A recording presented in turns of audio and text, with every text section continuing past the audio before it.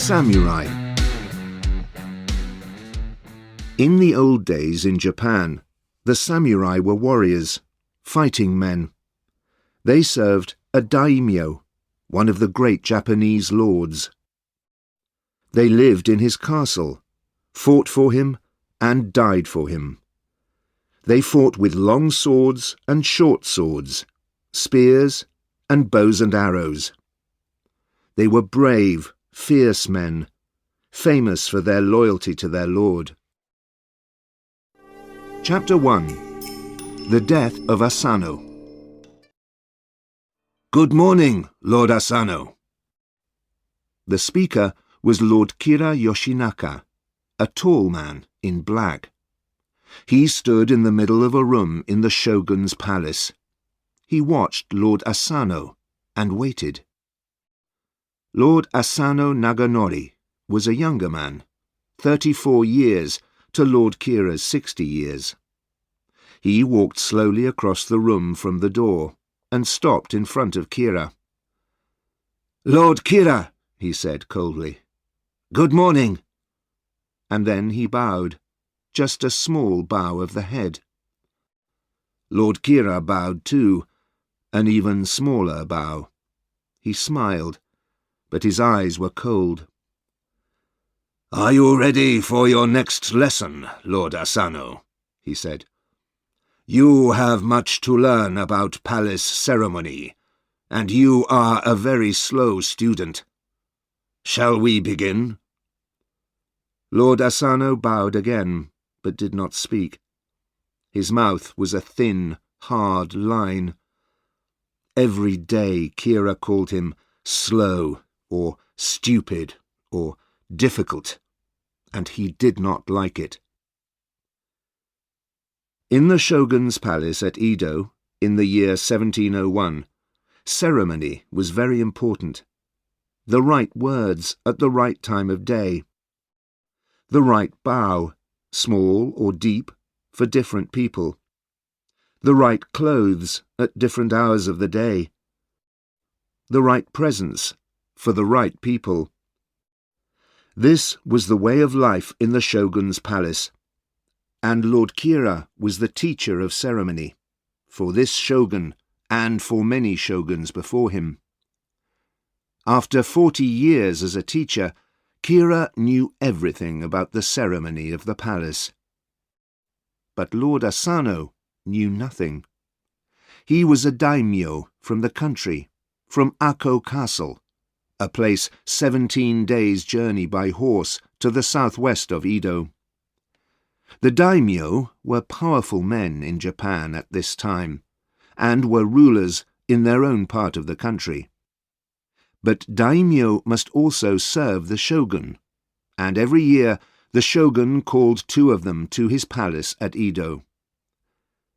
"Every day is the same," said Asano angrily, at his house in Edo that evening. "Every day I must do this ceremony or that ceremony. I must stand here or there, bow to this person or that person, and I must do 6 months of this. Every day Kira calls me bad names. I make mistakes because he is a bad teacher."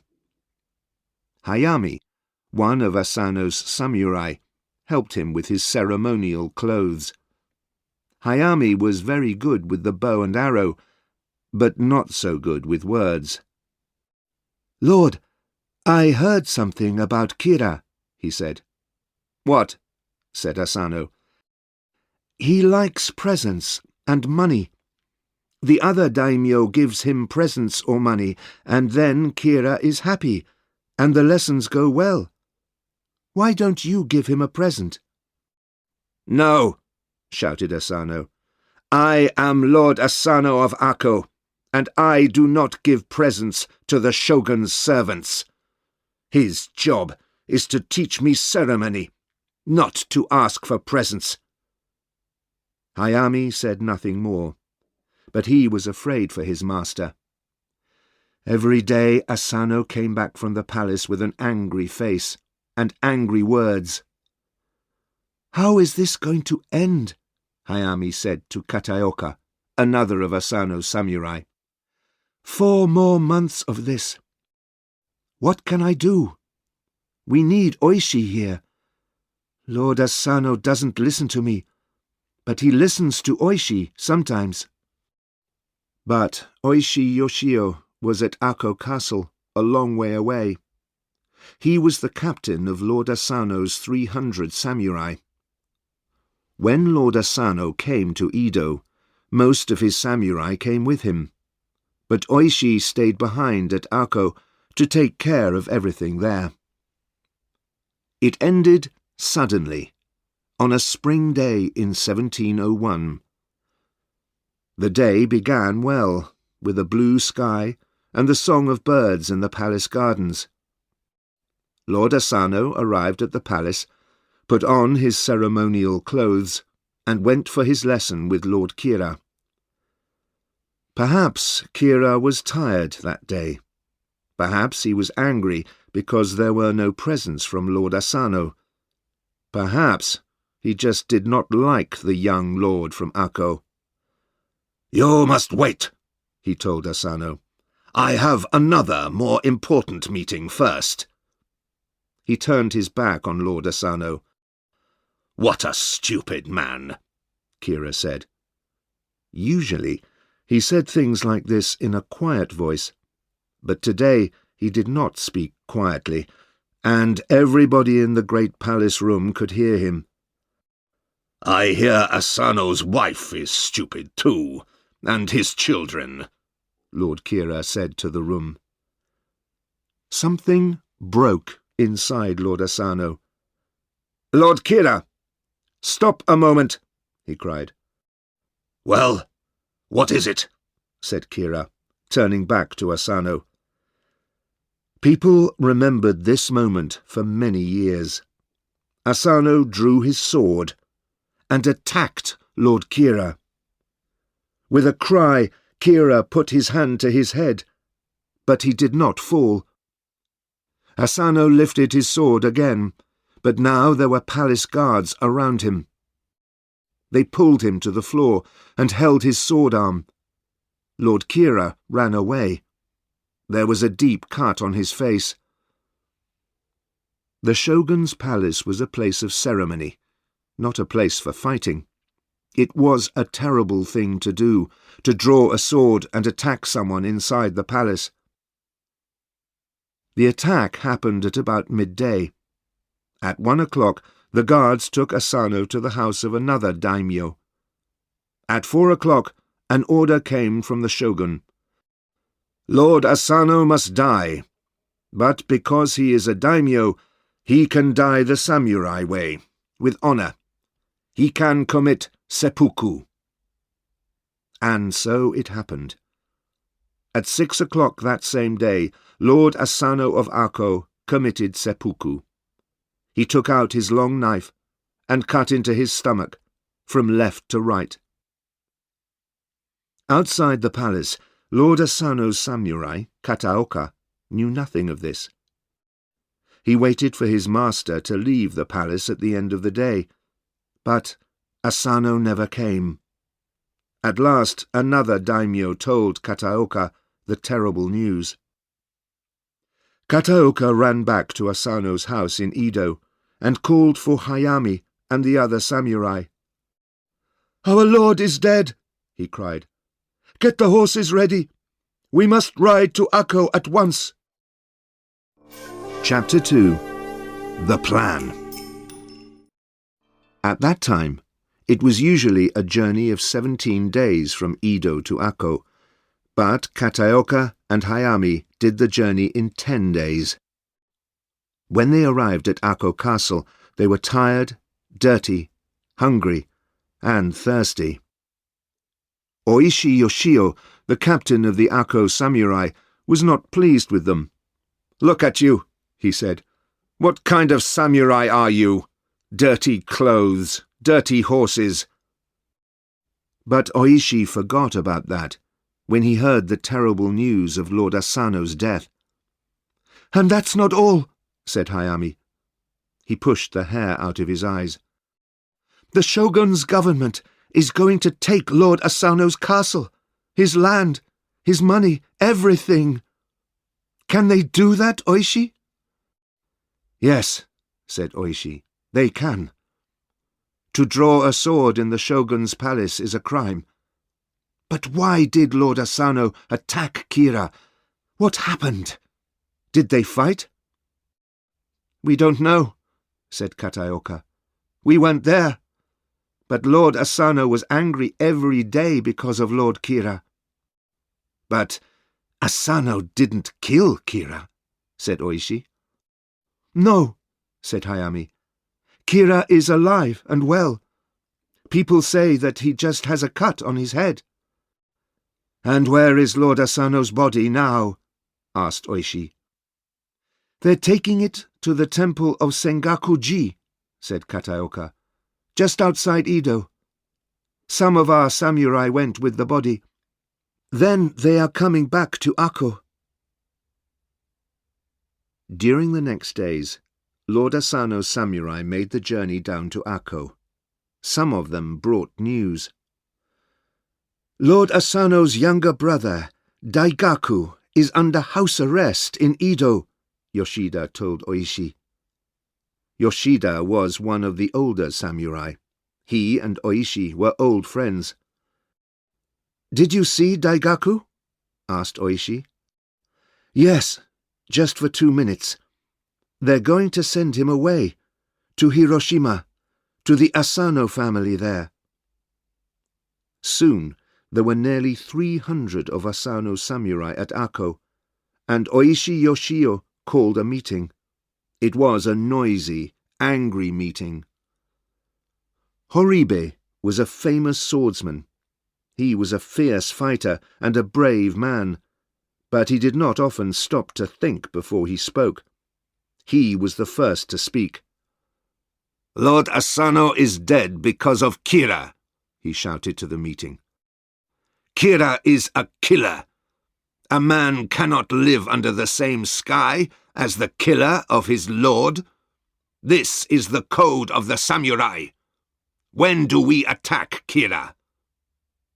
The samurai began to talk, but Oishi held up his hand. "Nobody questions your honor as a samurai, Horibe. But we are not samurai now. We are ronin. We have no master, no lord. The shogun's government killed Lord Asano because of a crime, the crime of drawing a sword in the palace. And why did this crime happen? Because of Lord Kira. We want revenge for our lord's death, and that means Kira must die. But he knows that, and he has many friends in the government. So we must be careful. We must be clever." "Careful? Clever?" shouted Horibe. "What kind of samurai are you? We must attack Lord Kira at once. In Edo, people in the streets are saying that. They know we must take revenge for Asano's death. People want us to do that. It is the samurai way." "So, you want to die a dog's death outside the palace," called Yoshida. "How many guards are there at the palace? Eh? Tell me that. Hundreds. We can't get near Kira. He knows we want him, so he has hundreds of guards around him, day and night."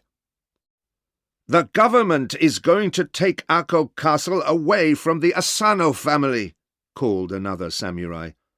"When the government soldiers come here, can we fight them? Can we hold Ako Castle for Daigaku? He's the head of the Asano family now." Kataoka answered this question. "For a week, perhaps, but not longer. No, the Asano family at Ako is finished. We must leave Ako Castle and begin new lives as ronin." "So, what can we do?" called Okuda, one of Horibe's friends. Tell us, Oishi, what can we do? What do you want? Said Oishi. Do you want revenge? Revenge has a price, and the price is death. We cannot hope to live after we take our revenge on Kira. We must commit seppuku, every one of us. We are samurai, called a man called Hara. Death with honor is always better than a life without honor. That is the samurai code. Oishi smiled. There are brave hearts in this room. Now, go away and think. Think about the samurai way. Where is the road to honor? Can you live under the same sky as the killer of your daimyo? Think long and carefully. Talk to your families, and come back here in 3 days. Or leave Akko and begin a new life. In the next 2 days, many ronin left the castle. They took their families and went away, perhaps to serve a new daimyo, perhaps to work in the cities, perhaps to go hungry. The life of a ronin was not easy. After 3 days, Oishi called the next meeting. He and Yoshida stood at the door and watched. Horibe, Okuda, and their friends arrived first, of course. Then more came. 20, 30, 40, 50, 62. Yoshida closed the doors, and Oishi began to speak. You are here because you want revenge for the death of our daimyo. You are true samurai, loyal to your lord in life and in death. We must make a league together, a league for revenge. But for now, we must be silent. We must be secret.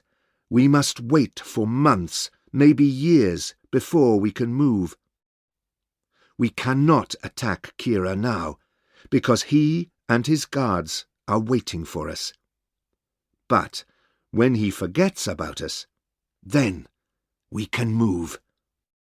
Because we, the ronin, we do not forget.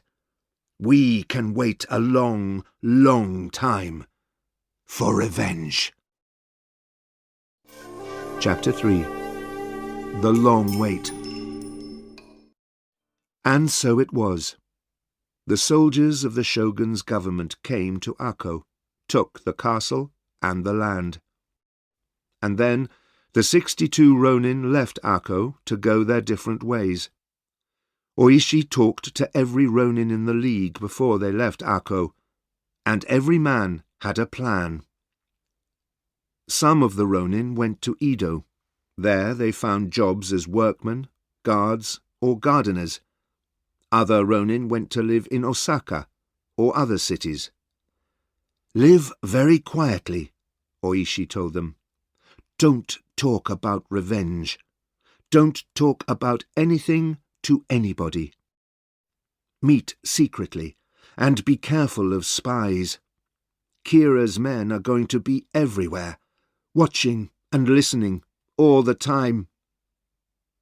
Oishi took his family, his wife and 3 children, to live near Kyoto. 3 of the ronin went with him, Kataoka, Mimura, and Hara. Kataoka and Mimura lived in Oishi's house, and Hara found a job. What kind of job? Said Oishi. Hara laughed. I'm teaching boys how to shoot with bows and arrows, he said. That's not a job for a samurai, said Kataoka. But we're not samurai now. We're ronin, remember? Said Hara. And a ronin needs rice to eat. Weeks went past, and weeks turned into months. Oishi began to live a very different life now from his old life as captain of the Asano samurai. Every day he went into the town, to the old houses down by the river. He made new friends and spent his time with bad people. Often he was out all night. Kataoka and Mimura watched this, and they were not happy about it. "Why does he go to these places?" said Mimura. "Why don't you ask him?" Kataoka said. "Not me," Mimura said. "He gets angry when you ask questions. He gets angry at bad news, too. You remember when the news came about the 7 Ronin?" 7 of the Ronin from Akko did not want to be in the league against Kira any longer. The numbers were now down to 55. One day, more news arrived, from one of the Ronin in Edo. This man, Isogai, worked in the shogun's palace gardens. He could watch government workers when they came and went, and sometimes he heard things. He sent this message to Oishi. "Lord Kira does not work in the palace now. His job is finished. People say that the shogun is not pleased with him. Kira is living in his daimyo house, a big mansion near the Sumida River. Horibe says, 'Can we attack him now?'" Oishi suddenly came alive again. "No, no, no! Not yet," he said. "I must go to Edo and talk to them. Kataoka, come with me. Mimura, stay here with my family." In Edo, Oishi met secretly with some of the Ronin in the league. "Listen," he said.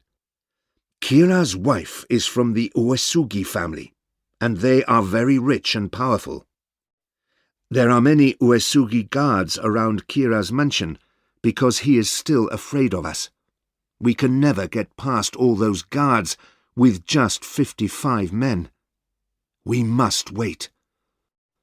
"But how long?" said Horibe. "Kira is an old man, and he could die any day. Where is our revenge then?" "Begin planning," said Oishi. "Everybody has swords, but we need armor, spears, and bows and arrows. You can begin to find them, but secretly, and hide them well." Oishi and Kataoka went back to Kyoto, and again Oishi spent his nights in the town with all kinds of bad men. People began saying that Oishi was a samurai without honor. Hara came to visit one day, and was angry. "This is not good," he said fiercely to Oishi. "Where is your honor as a samurai?" "Get out!" shouted Oishi. "Get out of my house!" Kataoka walked with Hara down the street. "What's happening to him?" said Hara. "Why is he doing this?" "It's all right," said Kataoka. "Just go home and wait." It was not a happy house. When he was there, Oishi shouted at everyone, his wife, his children, Kataoka, Mimura, the house servants. Mimura often went out walking in the town, to get away from the house and all the shouting. One dark night he saw the cook from Oishi's house at a street corner, talking to 2 men. When they saw him, they stopped talking, and the cook walked quickly away.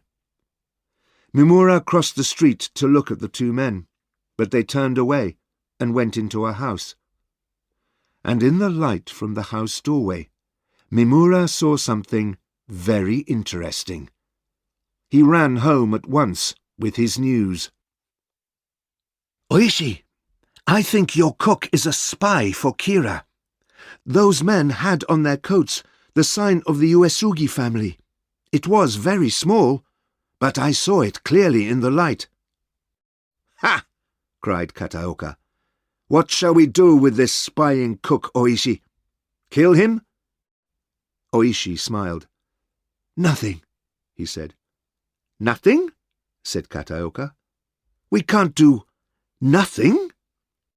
"Oh, yes, we can," said Oishi. "This is very good. We want this spy to send news back to Kira. The right kind of news. We know the cook is a spy, but the cook doesn't know that we know. So, this is good for us. He can tell Kira that I am now a samurai without honor. And who is afraid of a samurai without honor?"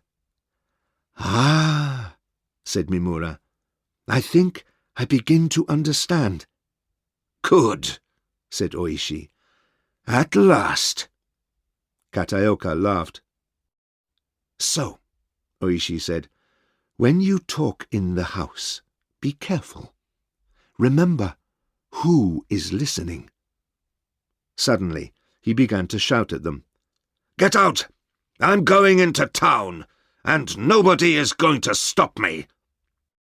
Kataoka and Mimura left the room, smiling. Time passed. Spring 1702 came, and then summer. The death of Lord Asano of Ako was now more than a year ago. In the streets of Edo, there was no talk of revenge by the Asano samurai. They were just ronin, living here and there in different cities in Japan. Their captain, Oishi Yoshio, was without honor, and spent his time with bad men. Kira began to feel safer, and the Uesugi guards around his home went back to the Uesugi mansion across the river. At the end of the summer, Oishi came home late one night, after an evening down by the river in Kyoto. When he came into the house, he shouted noisily, "Riku! Riku! Where are you? Come here!" Riku, his wife of 20 years, came quietly into the room, and Oishi began to shout at her. "I'm tired of you! I don't want to see your face again! Go away! Leave my house! Go back to your father's house! Our marriage is ended! I can find more beautiful girls in the town! Go!" Riku put her face in her hands and began to cry, very quietly. From the other side of the room, Oishi shouted some more. Riku did not move. Then she said, very quietly, "Must I go?" Oishi came and stood in front of her. He put his mouth close to her ear and spoke in a whisper. "The time is coming. I don't want you here in this house when it happens. You know why. So I must send you away, back to your father. The government cannot do anything to you when you live in your father's house. That is best for you and the children." Riku looked into his face. "Yes, I understand. Do you want me to take all the children with me?" They still spoke in whispers, because in that house the walls had ears. "The younger children, yes," said Oishi. "But Chikara is 15, nearly 16 now, and a man. He is ready to be a samurai. He can go with you, or he can stay with me. Ask him. Tell him to come and see me in the morning." Riku looked into his face one more time, then turned to go. Oishi put out his hand and touched her face, just for a second. Then he too turned away. That night he did not sleep. He sat for a long time in the dark, looking out at the stars in the night sky. In the early morning, his son Chikara found him there. "Father, I want to stay here with you. I want to be a samurai, and I am ready. I am a good swordsman now." Oishi put his hand on his son's shoulder. "Good man," he said. The League needs strong swordsmen like you." He was silent for a minute. "Did you say goodbye to your mother?" he asked. "Yes," Chikara said.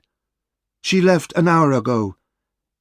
She—" He did not finish. "Yes, I know," said Oishi. "But this is the life of a samurai. Come, we have work to do." Chapter 4. The Attack. Autumn came. The leaves turned yellow and gold and fell from the trees. Oishi sent messages to the Ronin, and one by one they began to arrive in Edo. They travelled at different times and went to different safe houses in the city. Oishi made the journey in November 1702.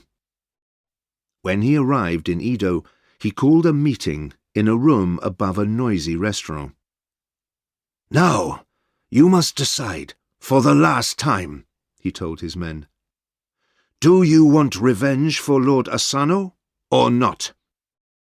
Some of you, I know, have young children, or very old parents. Do those men want to leave the League? You can go with honour." 8 men left. There were now 47 Ronin in the League. There were young men and old men. The youngest was Chikara, now aged 16, and the oldest was 76. There were brothers, and some fathers and sons, like Oishi and Chikara. In the weeks before the attack, many of the Ronin wrote letters home to their wives and families to say their last goodbyes. They began to get ready. One Ronin had a ground plan of Kira's mansion, and Oishi studied this very carefully. There were high walls around the house, 132 metres on the long side and 61 metres on the short side.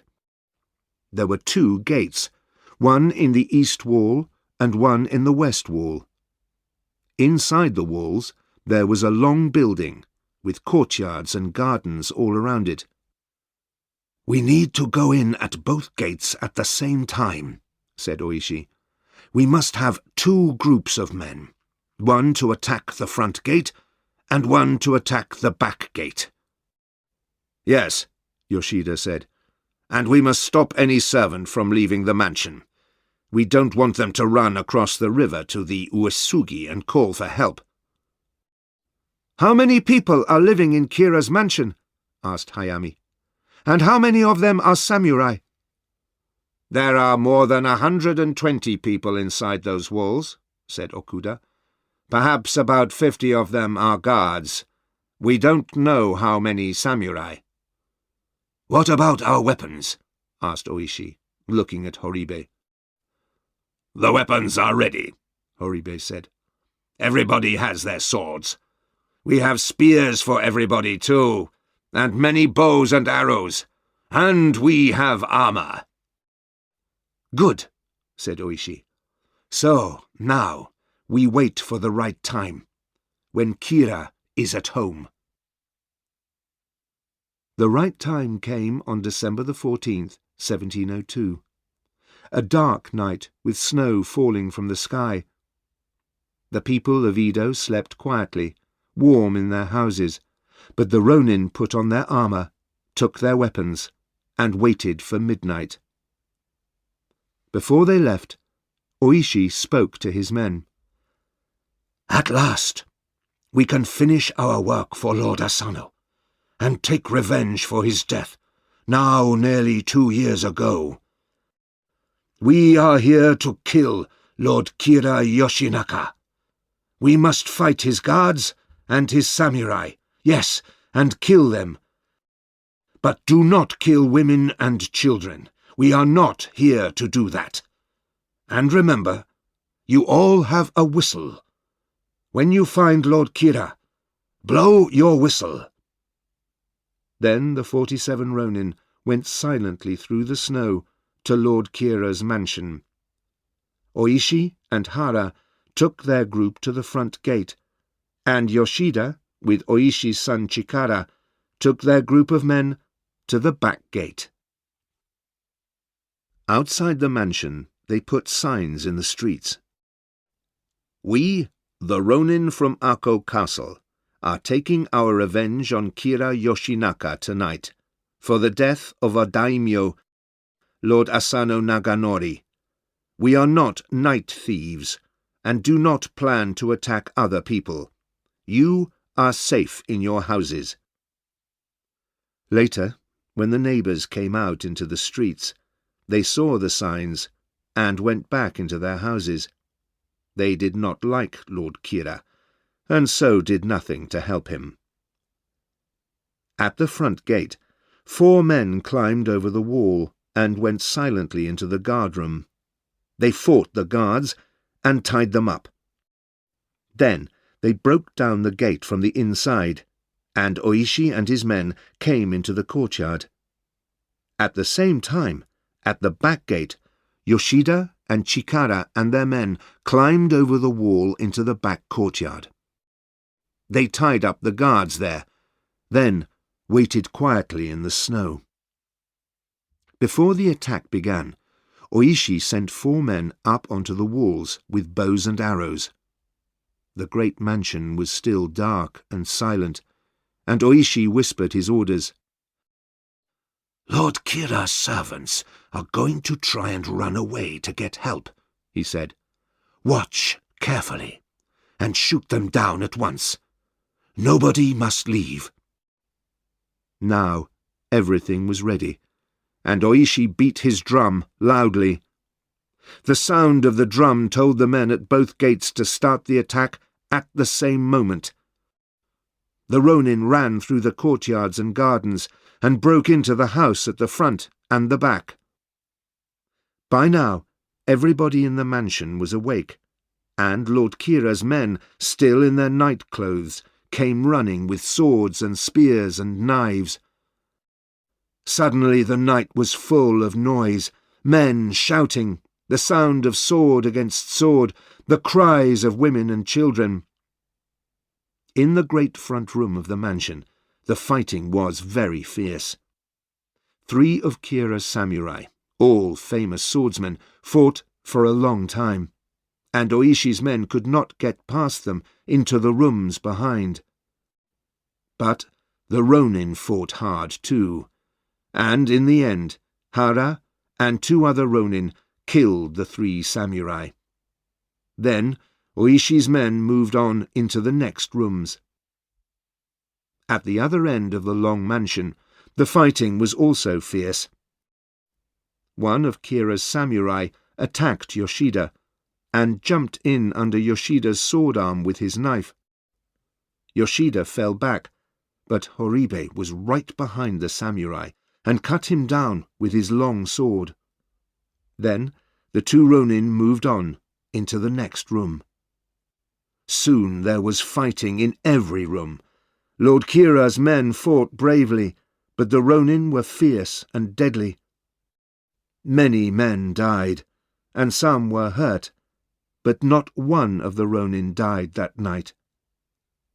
In every room Oishi and his men looked for Lord Kira, but he was never there. At last the 2 groups of Ronin met in the middle of the mansion, and the fighting came to a stop. 17 of Kira's guards and samurai were dead, and the others ran away. Women and children sat in the corners of rooms, crying. Oishi called out to Yoshida, "Kira! Where is he?" "I don't know," called Yoshida. "He wasn't in the rooms at the back of the house when we came through." "What about the family living rooms?" called Horibe. "Let's look in there again." "We can't lose Kira now," shouted Okuda. "Come on!" The Ronin began to feel afraid. Where was Lord Kira? Was he still in the mansion somewhere, or did he escape when the fighting began? They ran through the family rooms, looking everywhere. In Kira's sleeping room, Oishi put his hand on the bedclothes. "They're warm," he shouted. "The bedclothes are still warm. He was here not long ago. Find him!" Chapter 5. The Revenge. Oishi sent his men in 4 groups to look everywhere. In the house, the kitchens, the gardens, the courtyards, the guardrooms, under the floors. In the courtyard by the north wall, 3 of the Ronin found a wood store.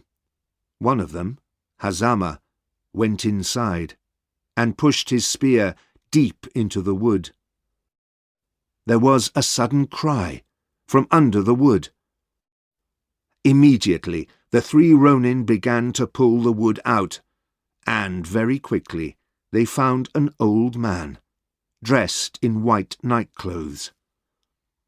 "Old man, what is your name?" said Hazama. The old man said nothing. He sat on the snowy ground, with his hands over his face. "It's him," said one of the Ronin. "Quick, blow your whistle." When they heard the whistle, all the Ronin came running, with Oishi at the front. Oishi carried a light and held it near the old man's face. "Yes, it's Kira," he said to his men. "See, here on his head, that old cut. It was a cut made by a sword, Lord Asano's sword. It's in the right place." Oishi stood up and bowed deeply to the old man. "Lord Kira Yoshinaka, we are the samurai of Asano Naganori. We are loyal men, loyal to our master, and so we are here tonight to take revenge for his death.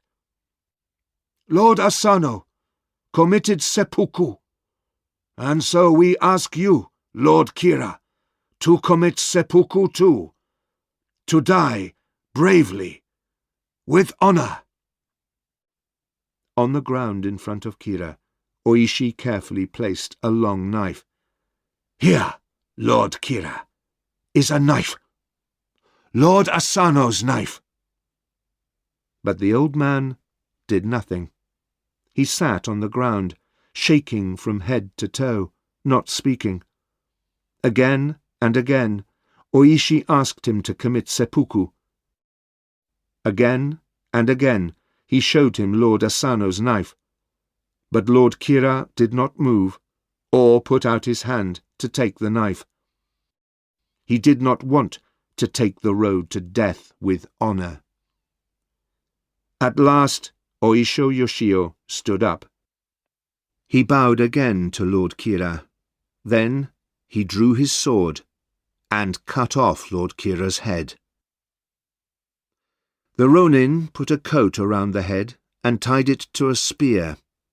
It was 3 o'clock in the morning, and their long wait for revenge was finished. "And now," said Oishi, "we must leave at once and take the head to Lord Asano's grave at Sengakuji. We must do this last thing for Lord Asano, and then we are ready for death." "But before we leave," he said, "we must put out the house fires. We don't want to start a fire in the city." The house was full of dead bodies and crying women, and there was no one to take care of things. Edo was a city of buildings made of wood, and fire was a terrible danger. They put out the fires, and 46 Ronin left the mansion.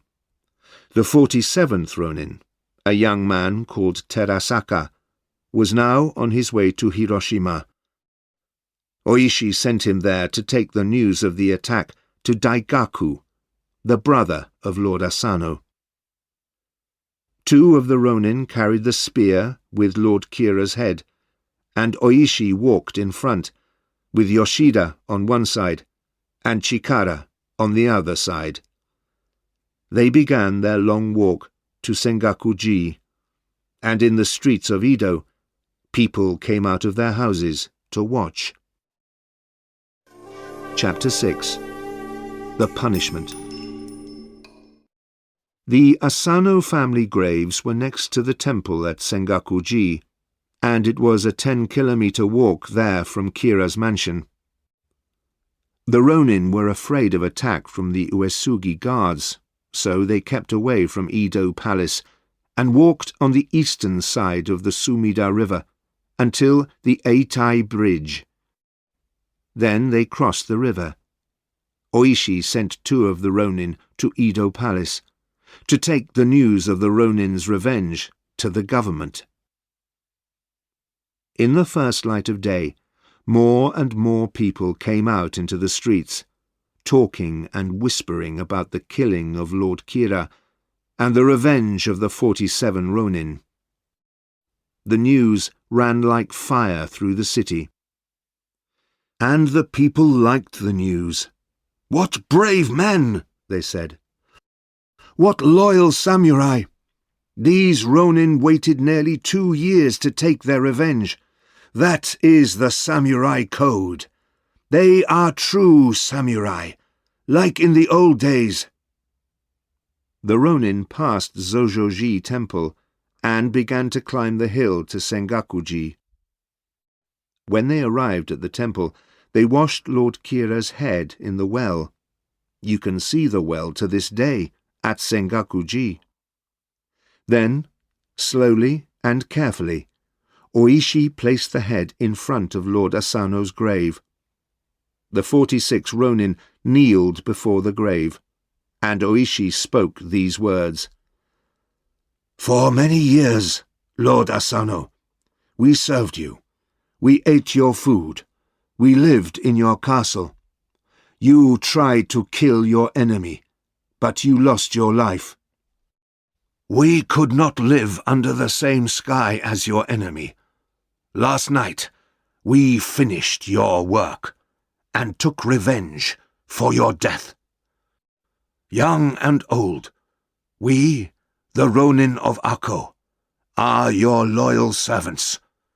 We serve you by sword and by spear, in life and in death." For 2 days, Kira's head lay on Lord Asano's grave at Sengaku-ji. Then the temple priests took it away and sent it back to his family. The shogun's officers arrested the 46 Ronin and took them to the mansions of 4 different daimyo. There, the Ronin waited to hear their punishment. Oishi, with 16 of his men, went to the Hosokawa mansion near Sengaku-ji. To honor them, 1,400 samurai walked with them through the snowy streets, and the people of the city watched. Now came a difficult time for the shogun and the government.